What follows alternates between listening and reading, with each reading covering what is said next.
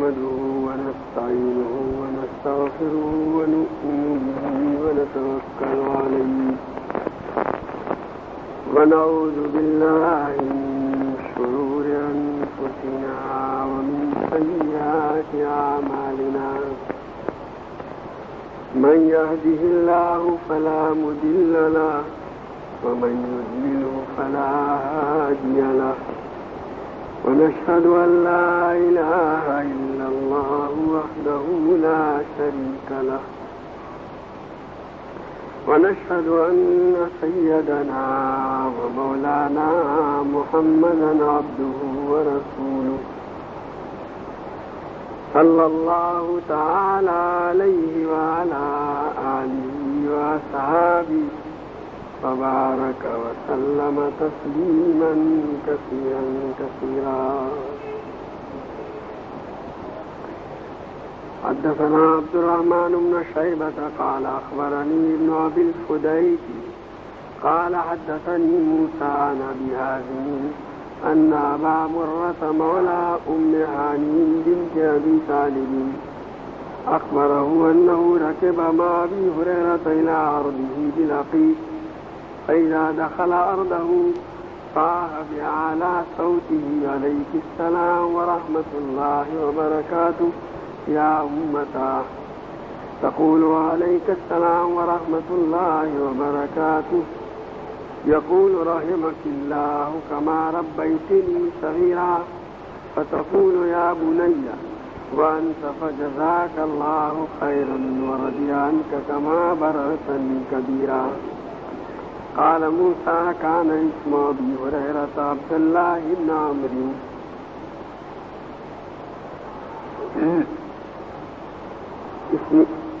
اسی طرح کی ایک روایت گزر چکی ہے.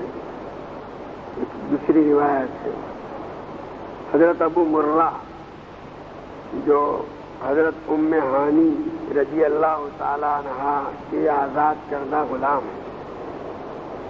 یہ حضرت ام ہانی حضرت علی رضی اللہ تعالی عنہ کی بہن اور حضرت ابو طالب کی صاحبزادی ہیں. ان کے یہ آزاد کردہ غلام ابو مرہ. وہ فرماتے ہیں کہ ایک مرتبہ وہ حضرت ابو ہریرہ رضی اللہ تعالیٰ عنہ کے ساتھ ان کی جو جاگیر وادی عقیق کے اندر تھی. یہ وادی عقیق مدینہ کی وادیوں میں سے ہے. آج کل تو مدینہ کی آبادی اس کو بھی شامل کیے ہوئے ہیں. پہلے وہاں مستقل آبادی نہیں تھی.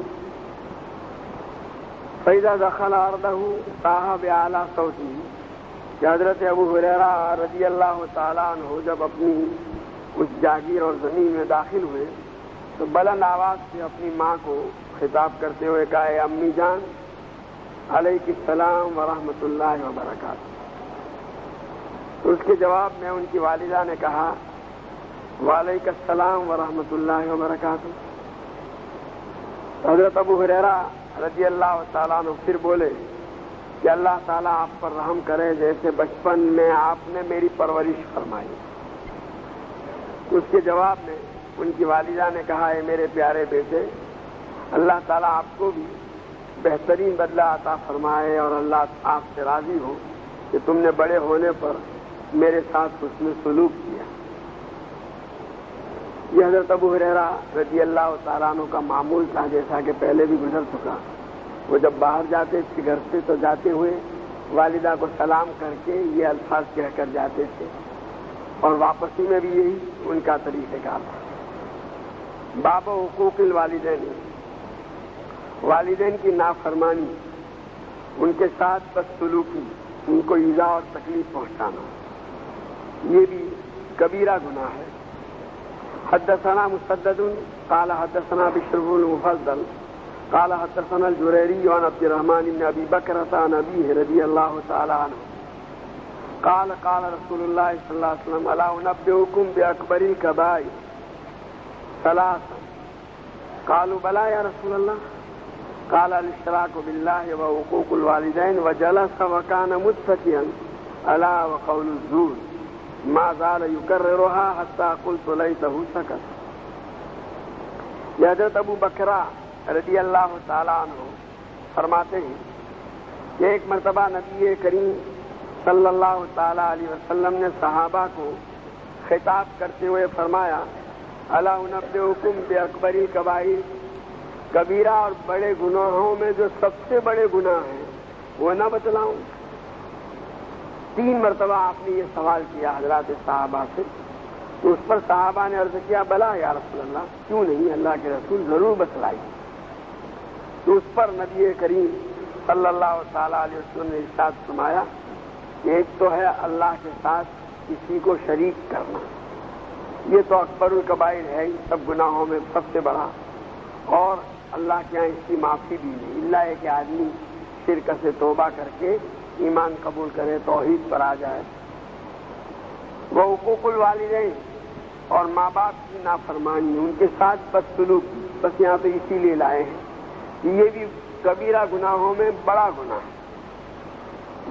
اور حضرت ابو بکرہ فرماتے ہیں کہ نبی کریم صلی اللہ تعالیٰ علیہ وسلم ٹیک لگا کر بیٹھے ہوئے تھے، یہ 2 باتیں جب ارشاد فرمائی اسی حالت میں فرمائی، اس کے بعد آپ سیدھے ہو گئے، سیدھے بیٹھ کر کے آپ نے فرمایا الا وقول الزور، سنو جھوٹی بات، یہ بھی کبیرہ گناہوں میں سب سے بڑا گناہ ہے۔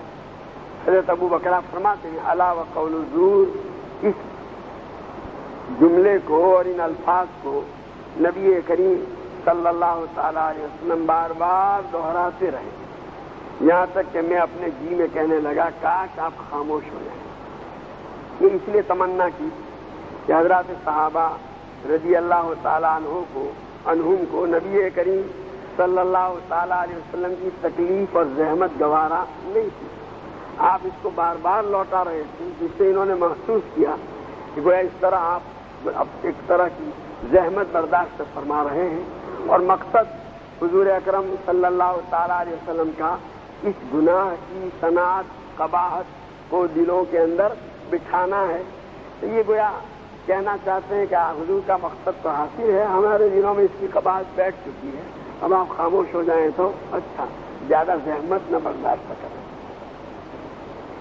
حدثنا محمد بن سلام قال اخبرنا جرير عن عبد الملك بن عويل عن وراد كاتب المغيرة بن شعبة قال وراد قال كتب معاوية إلى المغيرة اكتب إلي بما سمعت من رسول الله صلى الله عليه وسلم قال وراد فأملى علي وكتبت بيدي إني سمعته ينهى عن كثرة السوال وإزاءة المال وعن قيل وقال۔ یہ وراد حضرت مغیرہ ابن شعبہ رضی اللہ تعالیٰ عنہ کے کاتب تھے، تو فرماتے ہیں کہ ایک مرتبہ حضرت معاویہ رضی اللہ تعالیٰ عنہ نے حضرت مغیرہ رضی اللہ تعالیٰ عنہ کے پاس خط بھیجا، اور اس میں انہوں نے درخواست کی کہ آپ نے حضور اکرم صلی اللہ تعالیٰ علیہ وسلم سے آپ کا جو ارشاد سنا ہو وہ مجھ پر لکھ بھیجیں۔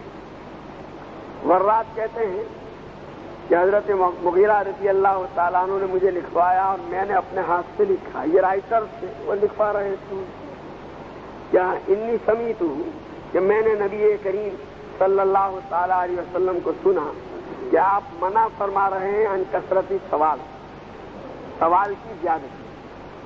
اب سوال کا ایک مطلب تو یہ بھی ہو سکتا ہے کہ کسی سے مانگنا، تو مانگنے کی ممانعت آئی ہے حدیث کے اندر کہ آدمی کو چاہیے کہ کسی سے مانگے نہیں، اپنی ضرورت ہو تو اللہ تبارک و تعالیٰ کے سامنے پیش کرے، اللہ تعالیٰ اس کی ضرورت پوری فرمائیں گے۔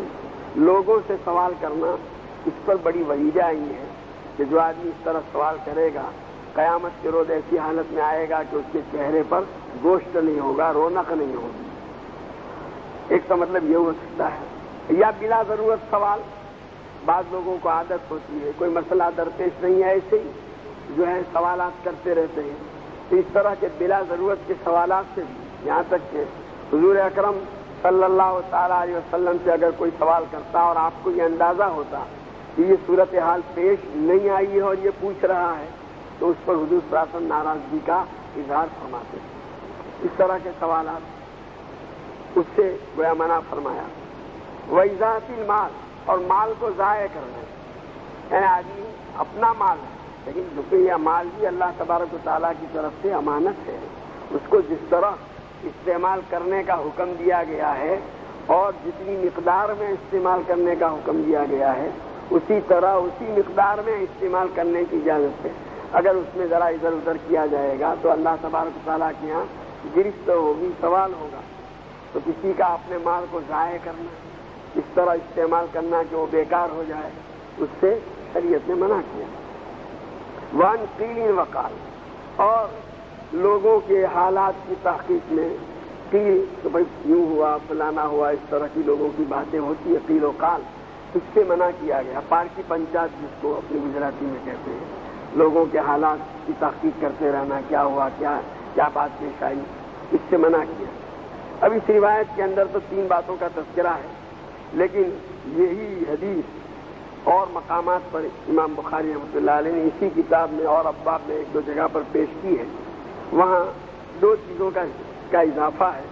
ینہا عن حقوق الامہات و وعد البنات، کہ لڑکیوں کو زندہ درگور کرنے سے اور ماؤں کی نافرمانی کرنے سے، ماں کے ساتھ بدسلوکی کرنے سے نبی کریم صلی اللہ تعالیٰ علیہ وسلم نے منع فرمایا. وہ جو ماں کے ساتھ بدسلوکی کی ممانعت آئی، اسی مناسبت سے امام بخاری رحمۃ اللہ علیہ نے اس روایت کو یہاں پیش کیا ہے. باب لعن اللہ من لعن والدیہ، جو آدمی اپنے ماں باپ کے لیے بد دعا کرے، ان کے اوپر لعنت بھیجے، تو اللہ تعالیٰ ایسے آدمی پر لعنت بھیجتے. حدثنا عمرو بن مرزوق قال اخبرنا شعبۃ عن القاسم بن ابی بزۃ عن ابی الطفیل قال سئل علی رضی اللہ تعالی عنہ هل خصكم النبي صلی اللہ علیہ وسلم بشيء لم يخص به الناس كافة. حضرت ابو طفیل فرماتے ہیں کہ حضرت علی رضی اللہ تعالی عنہ سے پوچھا گیا کہ کیا نبی کریم صلی اللہ تعالی علیہ وسلم نے آپ حضرات کو یعنی اہل بیت کو خصوصیت کے ساتھ کوئی ایسی چیز عطا فرمائی، بتلائی جو اور لوگوں کو نہیں بتلائی. کیونکہ بعض حضرات نے ایسا مشہور کر لیا تھا کہ حضور اکرم صلی اللہ تعالی علیہ وسلم نے حضرت علی رضی اللہ تعالیٰ عنہ کو کچھ مخصوص چیزیں عنایت فرمائی ہیں، بتلائی ہیں جو اوروں کو نہیں بتلائی. اس لیے کسی نے یہ سوال کیا تو اس پر حضرت علی جواب میں فرماتے ہیں قال ما خصنا رسول اللہ صلی اللہ علیہ وسلم بشيء لم يخص به الناس الا ما في قرابته. جب حضور اکرم صلی اللہ تعالیٰ علیہ وسلم نے خصوصیت کے ساتھ کوئی چیز ہم کو عطا فرمائی ہو جو اور لوگوں کو نہیں دی، نہیں بتلائی، ایسا کچھ بھی. ہاں، میری تلوار کے نیام کے اندر یہ قراب کہتے ہیں، وہ چمڑے کا جو تھیلا سا ہوتا ہے جس میں تلوار رکھی جائے، چمڑے کا کور تلوار رکھنے کا. تو میری تلوار کا جو کور ہے اس کے اندر جو پرچہ ہے اس میں جو باتیں ہیں وہ حضور نے مجھے بتلائی. ثم اخرج صحیفۃ فاذا فيها مکتوب، اس کے بعد حضرت علی رضی اللہ تعالیٰ عنہ نے تلوار کے نیام میں سے وہ پرچہ نکالا، اس میں لکھا ہوا تھا لعن اللہ من ذبح لغیر اللہ. جو آدمی کوئی جانور غیر اللہ کے نام پر ذبح کرے، ایسے آدمی پر اللہ تعالیٰ نے لعنت فرمائی. کوئی بھی جانور جو ذبح کیا جائے تو وہ اللہ کے نام پر ذبح ہونا چاہیے. اگر غیر اللہ کے نام پر ذبح کیا گیا ہے تو وہ حلال نہیں ہے، اس کا کھانا درست نہیں ہے، اور ایسے آدمی پر اللہ کی لعنت. لعن اللہ من سرق منار الارض، جو آدمی زمین کے نشان کو چراوے، ادھر ادھر کرے، اس پر بھی اللہ نے لعنت. جو آدمی کسی کی زمین کو دبانا چاہتا ہے تو پہلے یہ کرے گا کہ وہ جو زمین کے اوپر نشان گاڑا گیا ہے اس کو وہ ہٹا دے گا، اس کے بعد اس کے لیے زمین دبانے کی راہ ہموار ہوگی. تو جو زمین کے ایک دوسرے کی زمین کو ممتاز کرنے کے لیے، الگ کرنے کے لیے جو نشانات لگائے جاتے ہیں وہ بڑی اہمیت کے حامل ہے. حکومت کے یہاں بھی اس کی بڑی اہمیت ہوتی ہے. جو آدمی اس کو ہٹاتا ہے وہ مجرم قرار دیا جاتا ہے. نبی کریم صلی اللہ تعالیٰ علیہ وسلم نے بھی زمین کے اوپر لگے ہوئے نشانات کو، جو زمین کے حدود کو بتلانے والے ہیں، ایک کی زمین کو دوسرے کی زمین سے ممتاز کرنے والے ہیں، اس کو جو آدمی ہٹائے گا اس پر لعنت فرمائی ہے اللہ تعالیٰ نے. لعن اللہ من لعن والدیہ، اور جو اپنے ماں باپ پر لعنت کرے اس پر بھی اللہ کی لعنت۔ لعن اللہ من آوى محدث، جو آدمی کسی بدعتی کو پناہ دے اس پر بھی اللہ کی لعنت۔ باب یبر والدیہ ما لم یکن معصیۃ، ماں باپ کے ساتھ حسن سلوک اور ان کی اطاعت و فرما برداری کرے جب تک کہ ان کی طرف سے دیا جانے والا حکم کوئی معصیت اور گناہ کی بات نہ ہو۔ ایک تو جو کام شریعت کے اندر کرنے ضروری اور واجب ہے وہ تو کرنا ہی ہے، چاہے ماں باپ کہیں یا نہ کہیں۔ اللہ کا حکم ہے، اللہ تعالیٰ کی طرف سے ان کاموں کو کرنا ضروری قرار دیا گیا ہے، ان کو تو انجام دینا ہی۔ اور جو کام ایسے ہیں کہ شریعت کی طرف سے اس کی اجازت ہے، جن کو مباح کہا جاتا ہے، کر سکتے ہیں، کرنا کوئی فرض اور واجب نہیں ہے، ایسے مباح اور جائز کام کے متعلق اگر ماں یا باپ میں سے کوئی آدمی حکم دے تو اس کا کرنا ضروری ہو جاتا ہے۔ گویا ویسے اپنے طور پر تو یہ کام ایک مباح کام تھا، جائز کام تھا، کرتے نہ کرتے دونوں کا اختیار تھا، لیکن اب جب ماں یا باپ نے اس کا حکم دیا، اس کے کرنے کے لیے کہا، تو اب یہ کرنا کیا ہو گیا؟ ضروری ہو گیا۔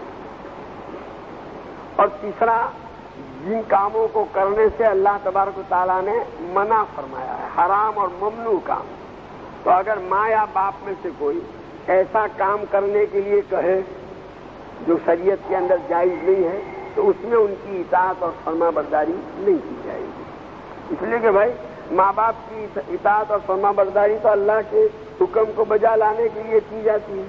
اب یہی ہی کہیں کہ اللہ کا حکم مت پورا کرو تو کیسے مانا جائے گا؟ اس کے کہنے سے بھی تمہاری بات مانتے ہیں۔ اس لیے جہاں آج کل عام طور پر بہت سی جگہ پر شکایتیں ہوتی ہیں، پوچھتے ہیں بعض لوگ، ماں باپ یوں کہہ رہے ہیں کہ ایسا کرو، داڑھی مت رکھو۔ میں داڑھی رکھتا ہوں، ماں باپ داڑھی رکھنے سے منع کرتے ہیں۔ میں پائجامہ ٹخنوں سے اونچا پہنتا ہوں، میری ماں یوں کہتی ہے کہ پائجامہ ٹخنوں سے نیچا پہنو ورنہ کوئی لڑکی نہیں دے گا۔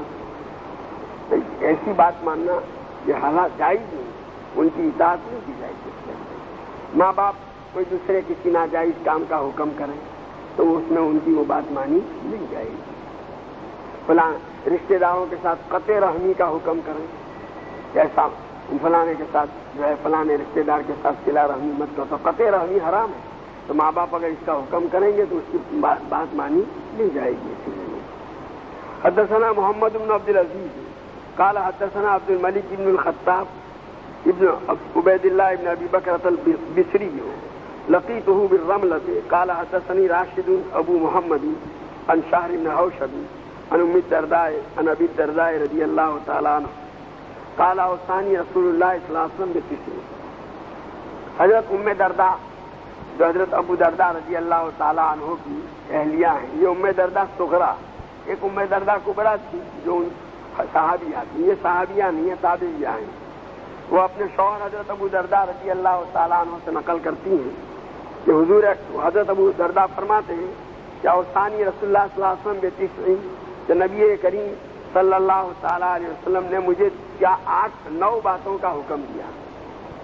لا تشرک باللہ شیئا وإن قتلت وحرقت، پہلی بات تو یہ کہ اللہ کے ساتھ کسی کو شریک نہ ٹھہرائیے، چاہے تمہارے ٹکڑے ٹکڑے کر دیے جائیں یا تم جلا دیے جاؤ۔ یعنی اگر تم کو کہا جائے کہ اللہ کے ساتھ شریک ٹھہراؤ ورنہ تمہارے ٹکڑے کر دیں گے یا تم کو جلا دیا جائے گا، تو بھی اللہ کے ساتھ کسی کو شریک نہ ٹھہراؤ، یہ اعلیٰ درجہ ہے۔ ورنہ اگر جان کا خطرہ ہو، کسی نے دھمکی دی ہے تو دل سے تو شرک نہ کرے لیکن زبان سے اظہار کرے اگر جان بچانے کے لیے، تو اس کی گنجائش ہے، لیکن اعلیٰ درجہ یہ ہے کہ یہ نہ مانے اور چاہے جان چلی جائے۔ ولا تترکن الصلاۃ المکتوبۃ متعمدا، اور فرض نماز جان بوجھ کر چھوڑیو مت۔ ومن ترکها متعمدا بریت منہ الذمۃ، جو آدمی جان بوجھ کر فرض نماز پڑھتا ہے اللہ تعالیٰ کا ذمہ اس سے بری ہو جاتا ہے۔ یعنی جو آدمی نماز پڑھتا ہے اپنے وقت پر، اللہ تعالیٰ کی طرف سے اس کو حفاظت کا وعدہ ہے، اس کا ذمہ اللہ نے لیا ہے، اور جو آدمی نماز چھوڑ دیتا ہے تو پھر اللہ کی ذمہ داری نہیں رہتی ہے۔ ولا تشربن الخمر فإنها مفتاح كل شر، اور شراب نہ پیجیو کہ وہ ہر برائی کی جڑ ہے، اس کو ام الخبائث قرار دیا گیا ہے، اس لیے کہ جب شراب پیے گا آدمی کی عقل باقی نہیں رہے گی، جب عقل ہی چلی گئی وہی برائیوں سے روکتی تھی تو وہ کیسے گناہ نہیں کرے گا۔ واسی والدیک وَإِنْ أَمَرَاكَ أَن تَخْرُجَ مِن دُنْيَاكَ فَاخْرُجْ لَهُمَا، اور اپنے ماں باپ کی اطاعت اور فرمانبرداری کیجیے۔ اگر وہ تمہیں حکم دیں کہ تم اپنا مال یا دنیا کی کوئی چیز چھوڑ دو تو چھوڑ دو، یعنی تم کو یہ کہیں بھائی یہ گھر چھوڑ دو تو چھوڑ دو ماں باپ کا حکم کو۔ وَلَا تُنَازِعَنَّ وُلَاةَ الْأَمْرِ وَإِنْ رَأَيْتَ أَنَّكَ أَنْتَ، اور حکمرانوں سے جھگڑا مت کرنا چاہے تم اپنے آپ کو حق پر سمجھتے ہو، یعنی چاہے تمہاری بات درست ہو لیکن ان کے ساتھ جو ہے نظام مت اترنا۔ وَلَا تَفْرِرْ مِنَ الزَّحْفِ وَإِنْ هَلَكْتَ وَفَرَّ أَصْحَابُكَ، اور میدان جنگ سے بھاگیو مت چاہے تم ہلاک ہو جاؤ اور تمہارے ساتھی سب بھاگ چکے ہیں تو بھی تمہیں بھاگنے کی اجازت ہے۔ وَأَنْفِقْ مِنْ طَوْلِكَ عَلَىٰ أَهْلِكَ، اور اپنی حیثیت کے مطابق اپنے گھر والوں پر خرچ کرو، اللہ نے جیسی حیثیت دی ہے اس کے مطابق۔ وَلَا تَرْفَعْ عَصَاكَ عَلَىٰ أَهْلِكَ، اور گھر والوں پر لکڑی مت اٹھائیے، بعض روایتوں میں عن بھی آیا ہے گھر والوں سے لکڑی نہ ہٹائیے، لیکن یہاں علیٰ اہلک ہے کہ اپنے گھر والوں پر لکڑی مت اٹھانا، یعنی ان کی پٹائی مت کرنا۔ وَأَخِفْهُمْ فِي اللَّهِ عَزَّ وَجَلَّ، اور اللہ کے معاملے میں ان کو ڈراتے رہیے، بھئی وہ اللہ کی نافرمانی کی جرات نہ کریں، کوئی گناہ نہ کر بیٹھے۔ گناہ کرنا کتنا بڑا جرم ہے، اس پر کتنی بڑی سخت پکڑ ہے، یہ برابر بتلاتے رہو تاکہ کبھی ان کی طرف سے اللہ کی نافرمانی کا ارتکاب نہ ہو۔ بس یہاں تو وہ جو اطیع والدین، ماں باپ کی فرمانبرداری کرنا، ان کی بات ماننا، چاہے وہ تمہارے دنیا سے نکلنے کو تم کو کہیں یا مال چھوڑنے کے لیے کہیں تو۔ حدثنا محمد بن کثیر قال حدثنا سفیان عن عطاء بن السائب عن ابیہ عن عبد اللہ بن عمرو رضی اللہ تعالی عنہما وعنہم قال جاء رجل الى النبي صلی اللہ علیہ وسلم فقال جئت أبايعك على الهجرة وتركت أبوي يبكيان قال ارجع إليهما فأضحكهما كما أبكيتهما۔ حضرت عبداللہ ابن عمرو ابن عاص رضی اللہ تعالیٰ عنہ سے منقول ہے، فرماتے ہیں کہ ایک آدمی نبی کریم صلی اللہ تعالیٰ علیہ وسلم کے پاس حاضر ہوا۔ دوسری روایتوں میں کہ یہ آدمی یمن سے آیا تھا، بہت دور سے سفر کر کے، اور کہنے لگا جی تو أبايعك على الهجرة، اللہ کے رسول میں آپ کی خدمت میں حاضر ہوا ہوں تاکہ آپ کے ہاتھ پر ہجرت کے لیے بیعت کروں، وطن چھوڑنے کے لیے، اور ذرا اور زیادہ اپنی جو ہے اہمیت بتلانے کے لیے کہ میں کتنی قربانی دے کر کے آئے ہوں، کہنے لگا وَتَرَكْتُ أَبَوَيَّ يَبْكِيَانِ، کہ میں اپنے ماں باپ کو روتا ہوا چھوڑ کر آیا ہوں، یعنی انہوں نے تو منع کیا تھا، نہ کہہ رہے تھے لیکن میں آیا۔ دیکھیے یہاں حضور فرماتے ارجع إليهما فأضحكهما كما أبكيتهما، جاؤ واپس اور ان کو ہنساؤ جیسے ان کو رلایا تھا، ان کی اجازت کے بغیر آنا نہیں۔ دیکھیے دین جو ہے، دین اپنا شوق پورا کرنے کا نام نہیں ہے، دین تو اللہ رسول کی بات کو ماننے کا نام ہے۔ دیکھو یہاں وہ ہجرت کے لیے، آگے دوسری روایت آتی ہے کہ وہاں جہاد کے لیے آیا تھا نیت کر کے، لیکن حضور کیونکہ ماں باپ کی اجازت نہیں تھی حضور نے اس کو واپس لوٹا دیا۔ ہاں جہاں شریعت کی طرف سے ان چیزوں کو فرض قرار دیا گیا ہو کہ جہاد فرض عین کے درجے میں آ جائے تو ماں باپ کی اجازت کی ضرورت نہیں، لیکن اس سے پہلے ان کی اجازت کے بغیر آنا درست نہیں، جانا جہاد کے لیے طلب علم کے لیے۔ تو اگر جو اس کو بقدر ضرورت دین معلوم ہے، نماز روزہ وغیرہ کے مسائل سے واقفیت ہے جس سے ان فرائض اعیان کو ادا کر سکتا ہے، یعنی علم کی اتنی مقدار جس کا سیکھنا ہر آدمی کے لیے ضروری ہے وہ جانتا ہے۔ اب زائد علم حاصل کرنے کے لیے اگر ماں باپ منع کرتے ہیں تو جانا درست نہیں ہے، حرام ہے، ان کی اجازت بغیر نہیں جا سکتا۔ اسی طرح یہاں پر بھی حضور نے کہا کہ جاؤ واپس جاؤ اور ان کو ہنساؤ جیسا کہ ان کو رلائے۔ حدثنا علی بن الجعد قال خبرنا شعبة عن حبیب بن ابی ثابت قال سمعت ابا العباس الأعمى عن عبد الله بن عمرو رضی اللہ تعالی عنہما وعنہم قال جاء رجل الى النبي صلى الله عليه وسلم يريد الجهاد فقال حي والداك قال نعم فقال ففيهما فجاهد. حضرت عبداللہ ابن عمرو ابن عاص رضی اللہ تعالیٰ عنہ فرماتے ہیں کہ نبی کریم صلی اللہ تعالیٰ علیہ وسلم کی خدمت میں ایک آدمی حاضر ہوا جہاد کے ارادے سے. اس نے آ کر کے اپنی بات پیش کی تو حضور صلی اللہ علیہ وسلم نے پوچھا اس سے کہ تمہارے والدین زندہ؟ اس نے کہا جی ہاں. کہا انہی میں جہاد کر، یعنی ان کی خدمت کر اور ان کی خدمت کرنے میں جو مشقت اور تکلیف پڑ سکتی ہے اس کو برداشت کر، تجھے انہی میں جہاد کا ثواب ملے گا. تو ماں باپ اگر خدمت کے محتاج ہیں اور اس کے ان کو اسی طرح چھوڑ کر چلے جانے میں ان کو تکلیف پہنچنے کا یا ان کے ضائع ہونے کا اندیشہ ہے تو پھر جہاد کے لیے جانے کی بھی اجازت نہیں ہے، اسی طرح اور دوسرے مقاصد کے لیے. باب من ادرک والدیہ فلم یدخل الجنۃ، جس آدمی نے اپنے ماں باپ کو پایا اور پھر بھی جنت میں داخل نہ ہوا، یعنی گویا اللہ نے ماں باپ کو ان کی زندگی میں ماں باپ کی خدمت کا موقع دیا اور ان کی اطاعت فرما برداری، ان کے ساتھ حسن سلوک، ان کے خدمت کر کے آسانی کے ساتھ جنت کما سکتا تھا، پھر بھی جنت میں داخل نہیں ہوا، تو ایسے کے لیے بڑی وہی ہے. حدثنا خالد بن مخلد قال حدثنا سلیمان بن بلال قال حدثنا سہیل عن ابیہ عن ابی ہریرہ رضی اللہ تعالی عنہ عن النبی صلی اللہ علیہ وسلم قال رغم انفہ رغم انفہ رغم انفہ.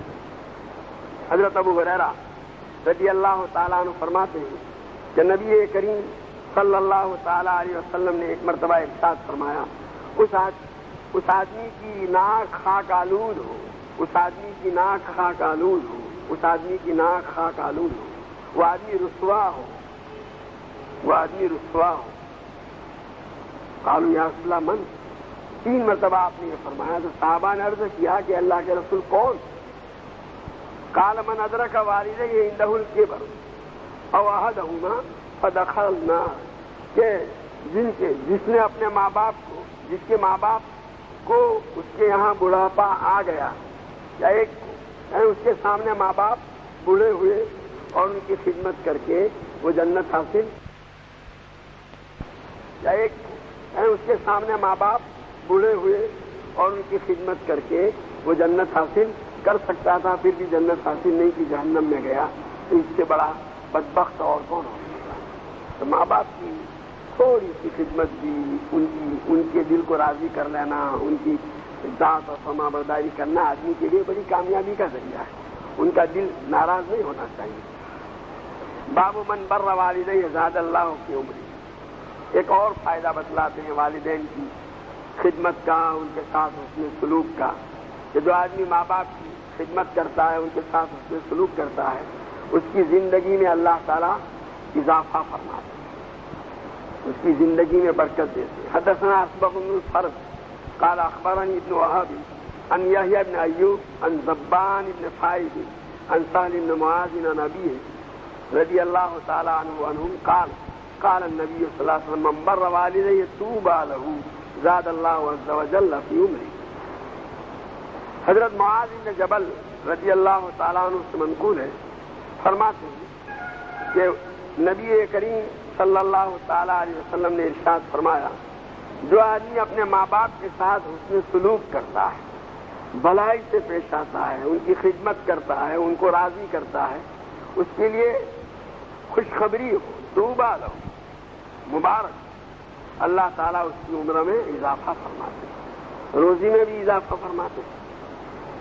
باب لا یستغفر لابیہ المشرک. اپنے مشرک باپ کے لیے دعائے مغفرت نہ کریں، یعنی ماں یا باپ میں سے کوئی اگر غیر مسلم ہے اور اسی حالت میں ان کا انتقال ہو گیا تو اب ان کے لیے دعائے مغفرت کرنے کی اجازت نہیں ہے. ویسے دنیا کی زندگی میں ان کے ساتھ بھلائی کرنے کا حکم دیا گیا، ان کی خدمت کرو، ان کو کھلاؤ پلاؤ، ان کو لباس دو، ان کو راحت پہنچاؤ، ان کا جی خوش کرو، لیکن یہ کہ اگر اسی حالت میں انتقال ہو گیا تو اب ان کے لیے دعائے مغفرت کی اجازت نہیں. حدثنا اسحاق قال اخبرنا علی بن حسین قال حدثني ابي عن يزيد النحوي عن اكرمة عن ابن عباس رضي الله تعالى عنهما وعنهم بقوله عز وجل اما یبلغن عندک الکبر احدہما او کلاہما فلا تقل لہما اف الی قولہ کما ربیانی صغیرا۔ حضرت اکرمہ حضرت عبداللہ ابن عباس رضی اللہ تعالیٰ عنہ سے نقل کرتے ہیں کہ انہوں نے باری تعالیٰ کے ارشاد اما یبلغن عندک الکبر احدہما او کلاہما کہ اگر ماں باپ میں سے کوئی ایک یا دونوں تمہارے سامنے بڑھاپے کو پہنچ گئے فلا تقل لہما اف تو ان کو ہوں تک نہ کہو، اس لیے کہ بڑھاپے میں سے مزاج کے اندر بھی جو ہے ضد آ جاتی ہے، چڑچڑاپن آ جاتا ہے۔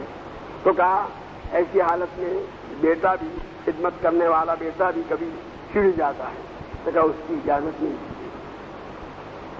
جو ہے۔ حضرت مفتی تقی صاحب دامت برکاتہم نے قصہ لکھا ہے، کہیں کسی کتاب میں پڑھا تھا کہ ایک مرتبہ بوڑھے باپ نے اپنے بیٹے سے، جوان بیٹے سے پوچھا، بیٹھے ہوئے تھے گھر کے صحن کے اندر، ایک کوا تھا، بیٹا یہ کیا ہے؟ کہ ابا کوا ہے۔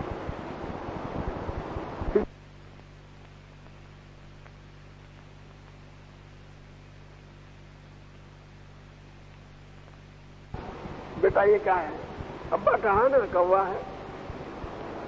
ذرا لہجہ بدلنے لگا، پھر پوچھا بیٹا کیا ہے؟ ابا کو کہہ تو دیا کہ کوا ہے۔ پھر پوچھا بیٹا کتنی مرتبہ آپ پوچھتے؟ تو باپ گھر میں گیا، جا کر کے ایک دفتر، ایک چوپڑا اٹھا کر کے لایا، کہا ذرا اس کو کھولو بیٹا۔ کھولا یہ نکالا، پڑھو اس میں کیا لکھا ہے۔ اس میں لکھا تھا، باپ نے لکھا تھا اپنے ہاتھ سے، جب یہ بیٹا چھوٹا تھا تو کہا آج گھر کے صحن میں بیٹھے ہوئے تھے اور ایک کوا سامنے بیٹھا تھا، میرے بیٹے نے پوچھا مجھ سے ابا یہ کیا ہے؟ تو بیٹا کوا ہے۔ پھر پوچھا بیٹا یہ کیا، ابا کیا ہے؟ تو کہا کوا ہے۔ اور جب بھی وہ پوچھتا تھا مجھے اور اس پر جو ہے لاڈ اور پیار آتا تھا، اس کا پوچھنا اچھا لگتا تھا، اور محبت کے ساتھ اس نے اس طرح 25 مرتبہ پوچھا، اور میں نے 25 مرتبہ محبت کے ساتھ، لاڈ پیار کے ساتھ اس کے سوال کا جواب دیا۔ یہ پڑھا، دیکھو بیٹا یہ ہے، اور یہاں تو 5ویں مرتبہ پوچھا اور تمہارا دماغ جو ہے شیر ہو گیا۔ تو یہ خاص چیز ہے اس کا اہتمام کرنے کی۔ بڑھاپے کی وجہ سے ان کے اندر بھی صبر و ضبط کی طاقت نہیں رہتی، اسی لیے تاکید فرمائی ہے وقل لہما فلا تقل لہما اف ولا تنہرہما، ان کو جھڑکو بھی مت، وقل لہما قولا کریما، اور ادب کی بات کرو ان کے ساتھ لڑائی کی۔ آگے کیا ہے؟ واخفض لہما جناح الذل من الرحمہ، اور ان کے سامنے تواضع کا بازو جھکاؤ شفقت سے۔ وقل رب ارحمہما کما ربیانی صغیرا، اور اللہ سے دعا کرو کہ اللہ جیسے ماں باپ نے بچپن میں مجھے پالا پرورش کی، تو بھی ان کے ساتھ رحمت کا، مہربانی کا معاملہ فرما۔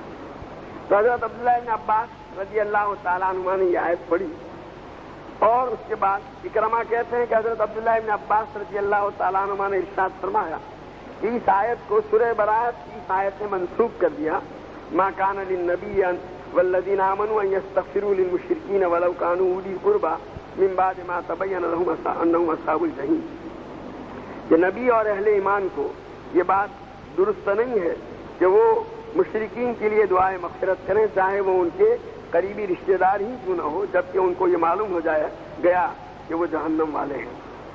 بہرحال یہاں یہ بتلایا گیا کہ والدین کی موت اگر شرک کی حالت میں ہوئی ہے تو پھر اب مرنے کے بعد یا شرک پر موت آ چکنے کے بعد دعائے مغفرت کی اجازت نہیں ہے۔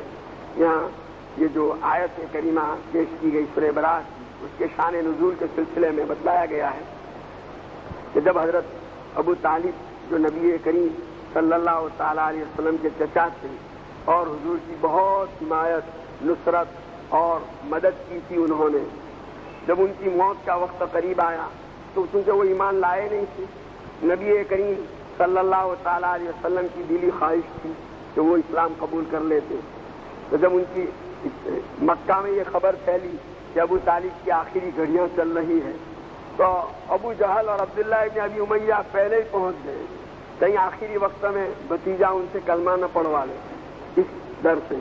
اور جا کر کے وہاں 2 آدمیوں کے بیٹھنے کی جگہ تھی، انہوں نے جگہ روک لی، بیٹھ گئے تاکہ حضور صلی اللہ علیہ وسلم تشریف لائیں تو آپ کو بیٹھنے کی جگہ نہ ملے۔ حضور صلی اللہ علیہ وسلم کو بھی پتا چلا آپ بھی تشریف لائیں، وہاں بیٹھنے کی جو جگہ تھی نہیں، جہاں ابو طالب لیٹے ہوئے تھے 2 آدمیوں کی جگہ تھی، وہاں وہ دونوں بیٹھے ہوئے ہیں۔ حضور اکرم صلی اللہ تعالیٰ علیہ وسلم نے آ کر کے اپنے چچا سے عرض فرمایا کہ چچا آپ کلمہ پڑھ لیجئے تاکہ میں اللہ کے حضور سفارش کروں، مجھے کچھ کہنے کا موقع مل جائے۔ وہ حاج جو تمہارے لیے میں اللہ میاں سے حجت کروں گا، دلیل کروں گا، کلمہ پڑھ لو۔ تو ادھر جب آپ نے کلمہ پڑھنے کے لیے کہا، ابو جہل نے کہا ابو طالب آخری گھڑی میں اپنے باپ کا دھرم چھوڑو گے، عبد المطلب کے دین سے ہٹو گے؟ اب جب بھی حضور صلی اللہ علیہ وسلم یہ فرماتے، جب یہ حضرات یہی کہتے، یہاں تک کہ ابو طالب نے موت سے پہلے یوں کہا کہ میں اپنے باپ عبد المطلب کے دھرم پر جا رہا ہوں، یوں کہہ کر ان کی وفات ہوئی۔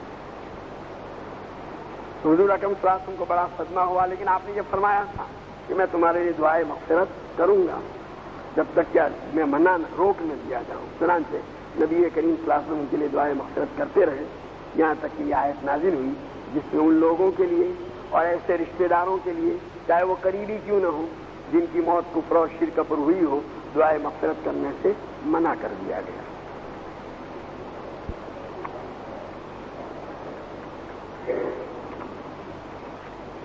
ایک لڑکی کے ساتھ بات بیٹھی ہے، اس کے گھر والوں کی طرف سے ہاں کا جواب ملے، اس کے لیے کوئی وظیفہ بتائیں۔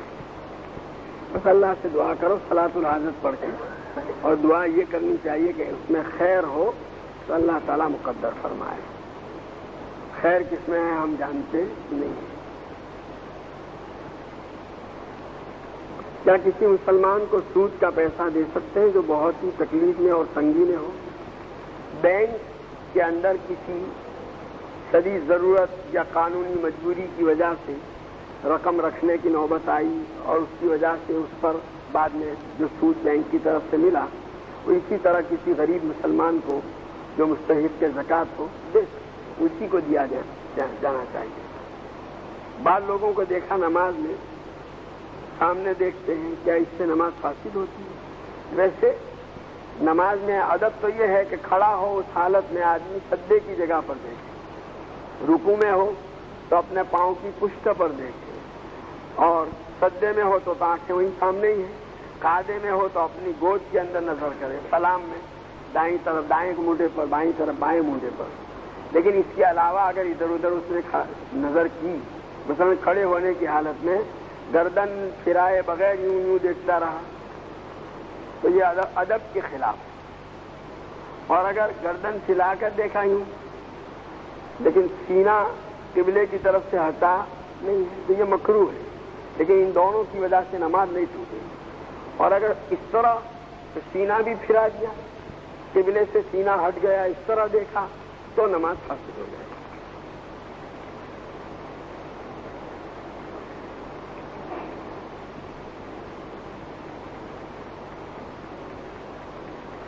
ہمارے محلے میں ایک مدرسہ ہے، ناظم صاحب نے سالانہ اجلاس میں کہا ہے کہ اس مدرسے میں اول فلاں پھر فلاں پھر فلاں کا حق ہے، مرا داخلہ کا،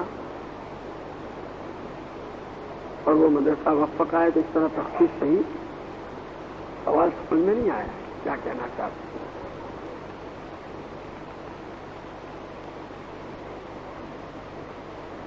میرا بھائی کئی دن سے گھر سے فرار ہے، گھر میں تمام فکر مند ہے، اللہ عافیت کے ساتھ ان کو گھر واپس لا لے۔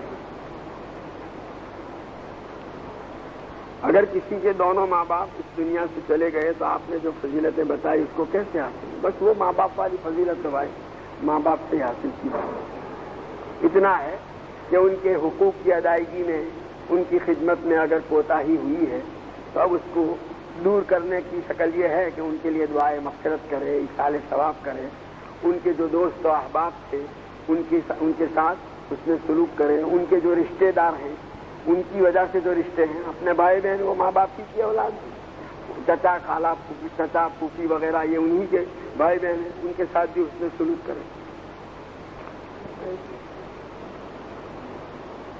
دلال اپنی دلالی دونوں پارٹی کے پاس سے لے سکتا ہے، دونوں پارٹی خریدنے والی بیچنے والی پارٹی دلالی کی ہے، مطلب یہ ہے کہ اگر دونوں پارٹی سے دلالی لینے کا عرف اور رواج ہے اور دونوں کو معلوم ہے کہ یہ ہم سے اتنی لی تو لے سکتا ہے، اندھیرے میں رکھ کے نہیں۔ عرف اندھیرے میں رکھنا دلیل ہے کہ عرف نہیں ہے تو پھر جائز نہیں۔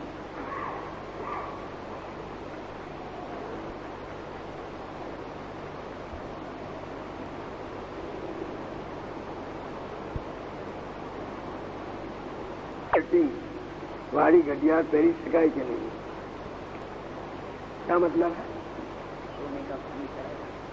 پلیٹنگ کا مطلب یہ ہے سونے کا پانی چڑی ہوئی گلیاں گھڑی پہن سکتی ہے، بہتر ہے نہ پہنے لیکن وہ سونے کے حکم میں نہیں، پوری گھڑی یعنی اس کا کیس پورا سونے کا بنا ہوا ہو تو نہیں پہن سکتے۔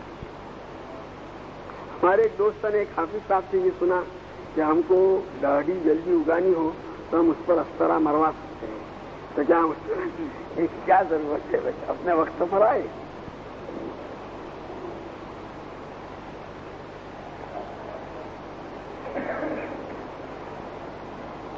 سبحانك اللهم وبحمدك وتبارك اسمك وتعالى جدك ولا اله غيرك لا اله الا الله الاحد الصمد الذي لم يلد ولم يولد ولم يكن له كفوا احد اللهم صل على سيدنا ومولانا محمد وعلى ال سيدنا ومولانا محمد كما تحب وترضى بعدد ما تحب وترضى ربنا ظلمنا انفسنا وان لم تغفر لنا وترحمنا لنكونن من الخاسرين۔ اے اللہ تو ہمارے گناہوں کو معاف فرما، ہماری خطاؤں سے درگزر فرما، ہمارے والدین، ہمارے اہل و عیال، ہمارے بھائی بہن، عزیزاء، اقارب، اساتذہ، مشائخ، دوست اور احباب، پوری امت محمدیہ کی مغفرت فرما، ہمارے چھوٹے بڑے ظاہر پوشیدہ اگلے پچھلے سارے گناہوں کو معاف فرما۔ اے اللہ تو تیری مرضیات پر ہمیں زیادہ سے زیادہ چلا کر تیری نامرضیات سے ہماری پوری حفاظت فرما۔ نبی کریم صلی اللہ تعالیٰ علیہ وسلم کے طریقوں اور سنتوں کو اپنی زندگی کے ہر شعبے میں جاری کرنے کی ہمیں توفیق عطا فرما، نفس اور شیطان کی صلاحتوں سے ہماری پوری حفاظت فرما۔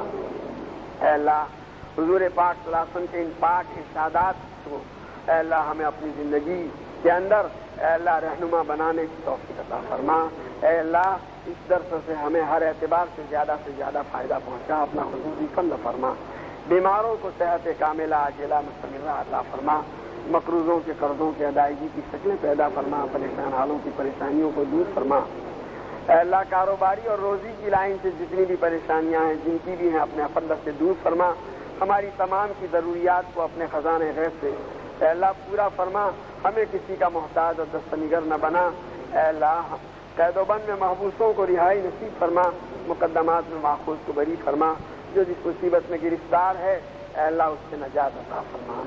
اے اللہ تیرے جن بندوں نے دعاؤں کے لیے خصوصیت سے درخواستیں کی ہیں اے اللہ ان کی جائز مرادیں پوری فرما۔ اس مجلس کے اندر بھی اے اللہ جتنے موجود ہیں تمام کی جائز مرادیں پوری فرما۔ حضور پاک صلی اللہ علیہ وسلم نے جتنی خیر اور بھلائی آپ سے اللہ مانگی ہمیں اور پوری امت کو عطا فرما، جن شرور اور برائیوں سے پناہ چاہی اس سے ہماری اور پوری امت کی حفاظت فرما۔ ربنا تقبل منا انك انت السميع العليم وتب علينا انك انت التواب الرحيم صلی اللہ تعالی علی خیر خلقہ سیدنا و مولانا محمد وآلہ وصحبہ